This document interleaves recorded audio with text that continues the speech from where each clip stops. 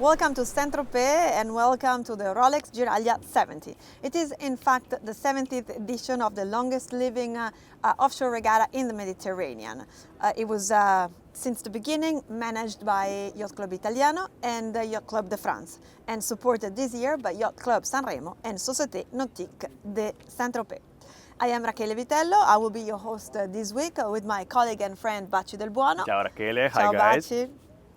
And we will walk you through this amazing event, amazing regatta, until the start of the 241-mile-long offshore race.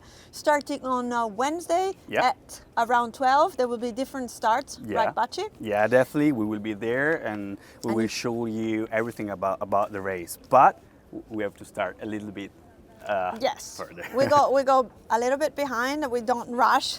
Yeah, we definitely. hold the horses until the start of the offshore race. And now we start by discovering the place where we are. Actually today I took a fast walk on the dock and it's an amazing boat actually here in the Giraglia, ROLEX GIRAGLIA. We really host an incredible boat and we will find it out during our show, our live in these days. But as you mentioned before, we really have to discover the incredible place where we are now. That is Saint-Tropez.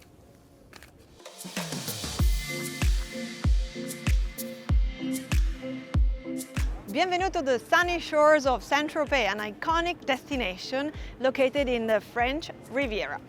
We will take you today to discover its charm, glamour, and natural beauty. At the very beginning, Saint-Tropez was a small fishing village. Then year by year, it became what we all know today, the best playground for glamour, rich and famous. Saint-Tropez is synonymous with stunning beaches that attract sun-seeking tourists from all over the world. Pampelonne is the most famous, or one of the most famous. It stretches for 5 kilometers, offering pristine sand, crystal clear water, and exclusive beach clubs. When sun sets here in Saint-Tropez, the city comes really alive with bar, restaurant and clubs that are some of the world's best party destination ever. Saint-Tropez is heaven for food lovers, from charming little cafes to Michelin star restaurants. If you pass by here, you can't miss to savor two of the specialties, the fish stew called bouillabaisse and of course, la tarte tropézienne.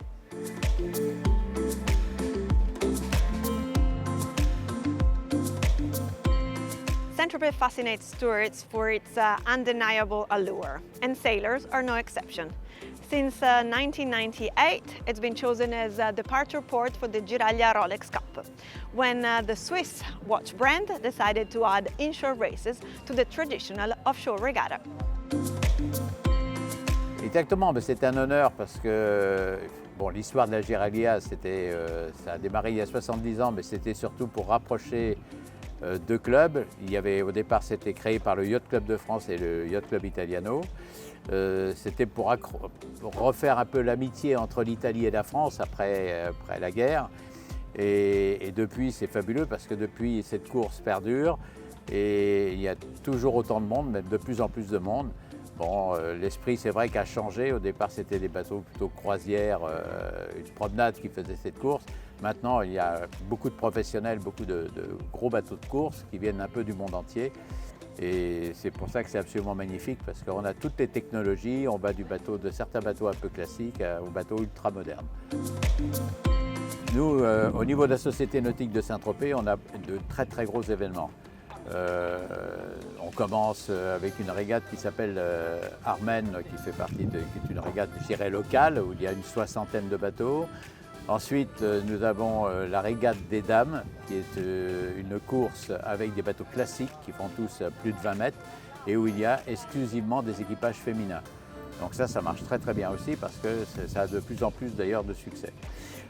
Cette année, nous avons eu la manche championnat du monde des TP52, donc très haut niveau comme course aussi, qui était pratiquement en même temps que la régate des dames. Donc on avait dans le port de Saint-Tropez des bateaux extrêmement modernes, très rapides, et des bateaux classiques. Donc c'était magnifique parce qu'on voit vraiment les contrastes des bateaux et l'ambiance qu'il y avait.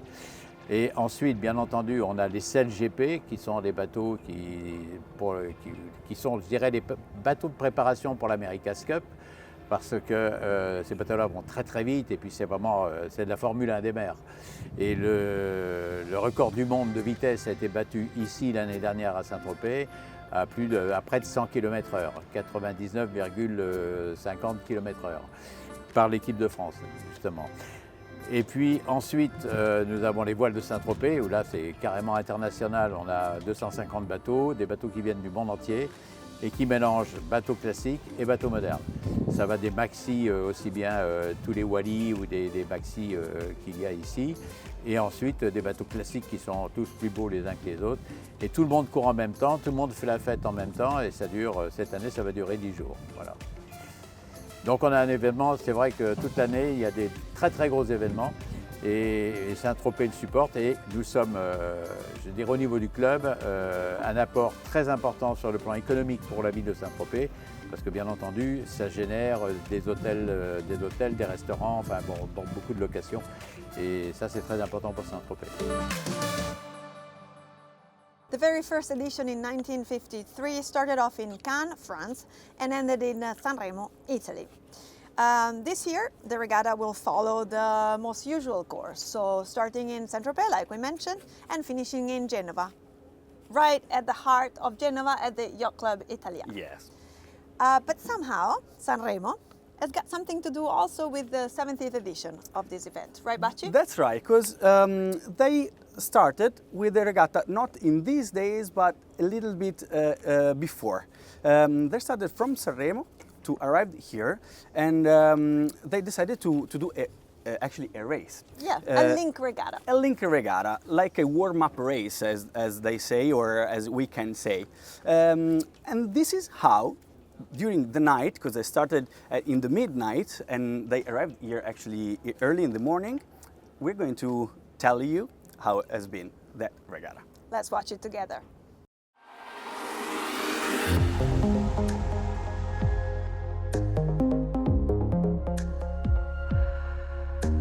The ROLEX GIRAGLIA 70 is made of many different regattas within the regatta. The inshore races in the beautiful Gulf of Saint-Tropez, the real deal, the offshore race starting in Saint-Tropez and finishing this year in Genova at Yacht Club Italiano. But the fleet is also invited to attend the link regatta, taking the boats, mostly Italians, from Sanremo to Saint-Tropez. The 2023 edition of the link regatta started off in Sanremo at midnight, between Friday and Saturday. Light breeze accompanied the 50 boats for the first hours of the 50-mile race course. In the early hours of Saturday, the 10th of June, some offshore breeze started filling in up to 6-8 knots, making the boats more on the left of the race course go faster and gain margin over the smaller ones. As forecasted, the wind then turned from the northeast and pushed the offshore fleet towards Saint-Tropez and a big storm that was building up over the pretty French town. The winner of the event in the busiest ORC fleet is the Italian boat Aurora. We are running Giraglia since 1985. It's 35 years, and we have a lot of experience of the wind and the route. And now this year we made a choose, and it's a good choose.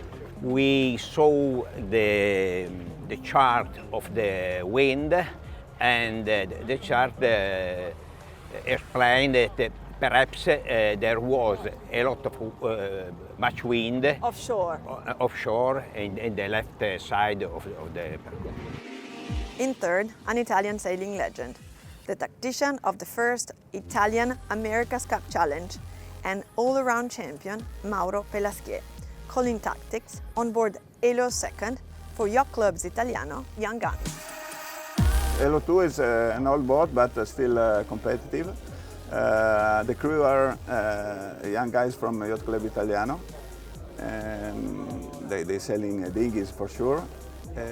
And so I'm the old master for learn them what means crew work.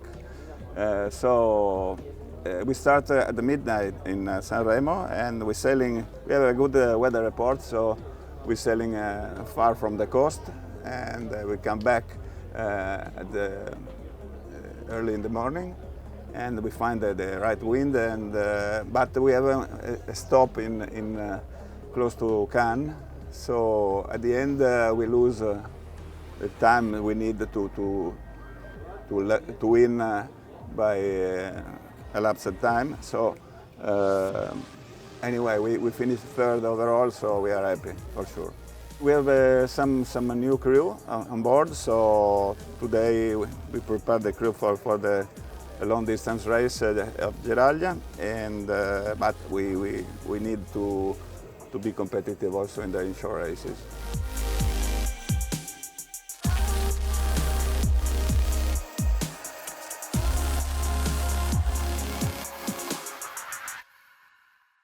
Wow, beautiful images shot on board Elo second by Alberto Rigone, and the midnight start, a stunner. Yeah, definitely. Amazing. About 50 boats arrived in Saint-Tropez Yeah. actually attending this regatta, but an astounding number of 181 will actually start on Wednesday the 14th around at noon, divided into two classes Yes. for the actual offshore regatta. And the incredible stuff is that the number of the maxi that attended the ROLEX GIRAGLIA is growing year by year. And this year we got 31 maxi, and it's a super show here on the water to see them racing together. And we know that everyone is trying to grab the record that is owned by the boat that is here. But the time that he made the record, he had another name. Do you know that? Yes, another name, another owner. We go back to 2012. Yeah. It was called Azimut Europe. It was owned by Igor Simčić, and the same boat is here. It's got another name. It's Yeah, Blackjack, and it's got another owner. So we will see if that boat can beat her own record. But we have still to remember that ROLEX GIRAGLIA will be won really in the elapsed time. So we will see that. So Yes, of course, because Bacci, running in IRC and ORC is actually an even game. So the small ones can play with the big one. Because Definitely. the elapsed time will give them their handicap, and everybody Yes. is actually fair game for Sure, everybody. sure. Everybody can play together. So 181 boats yeah, on the docks, some actually at the moorings. yeah, and We would like to see them all, but let's see what we're starting with today. What are you showing us today? actually today I chose one that has a great story. Not that boat, but the heritage of that boat. Oh, wow. Yes, it's amazing story. We all know the owner, and the owner is PG Loro Piana. So I guess you know what I'm talking about. Let's see that. Let's see it. Today for the boat of the day, I decided to talk to you about this boat. I mean, my song. Of course, because of her heritage and her owner. Everyone knows the name of PG Loro Piana, even if you're not a sailor, of course. But if you sail, you know that he has owned one of the best boats ever, maybe all over the world. I mean, my song, not this one, because this one is the new one. But you know, the 130 footer was a huge boat. Yeah. It was a very good looking boat, probably one of the best ever. It was wonderful. So after that boat, the owner wanted to build a new boat, more racing orientated, I would say. And finally we got this new Swan 80 that is a total different boat. It's a boat made to be fast on the water, a canting kill boat with a centerline daggerboard in front, twin rudders, plenty of sail area with huge sails, and probably really orientated for to have fun in reaching or downwind condition in big breeze, but also we pushed very hard to be competitive also in light wind. What about PG Loro Piana on board? Because we are a bit interested to it. But of course, PG has a big knowledge behind because he's, he's the owner, but first of all, he's a good sailor, I would say, because He's plenty of experience. He owned many boats in the past, so he's not a newbie. On board, he's really experienced, so you can also trust his comments, his feelings regarding the boat, regarding trimming, regarding his opinions, regarding the setup and the development of the boat. For us, the goal here is to learn as much as possible, staying close with the other high-performance boat, to improve and try to sail better and better to arrive at the end of the season in a better condition. Thank you very much, sir. Thank you very much.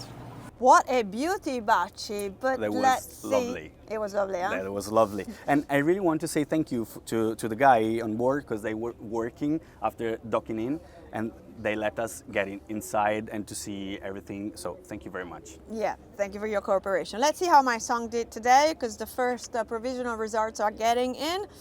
Oops, not so good, my song. But let's see who is leading in that class. It's the former Mini Maxi Pepe Cannonball, followed by another Mini Maxi North Star. Pepe Cannonball is actually not a 72 footer anymore. After the winter refitting, is now actually more like 75 footer. And then in third place, we've got one of the two 100 footer Wally, Galatea. Yeah. So the bigger the better today, it looks like. Yeah, definitely. Actually, the race today has been great, because we had a great wind to have a start. It was from 6 knots to 10, not more than 10, so the great wind for everyone, I guess. We had different starters for different sides of the boat. The first was before 12 o'clock. Yeah, it was 11:20 about. Yes.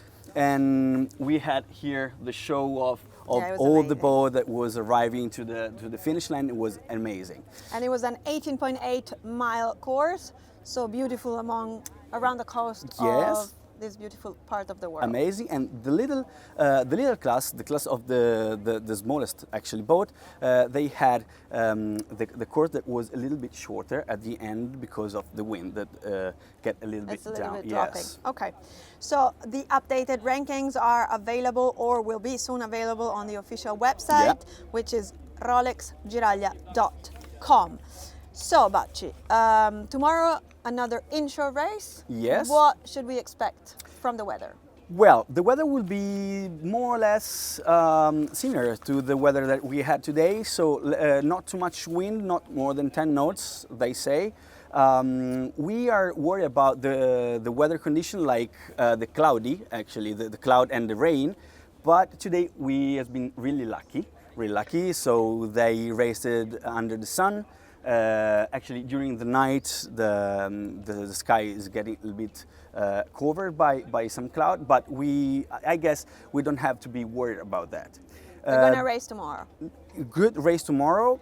Actually, we don't know the course, because no, of course, they decide day by day, but there will be wind enough for at least another coastal race. Definitely, from north-east north, so it will be a great day again. Yeah. Okay, so we can't wait for it, and I think that is it for the first episode of this Rolex Giraglia 70 highlights, Bacci. Yeah. And before we actually go, I think it would be nice for you to watch some of the footage that our Gianmaria Proserpio and Niccolò Roccatagliata shot today on the water. Amazing. Thank you, guys.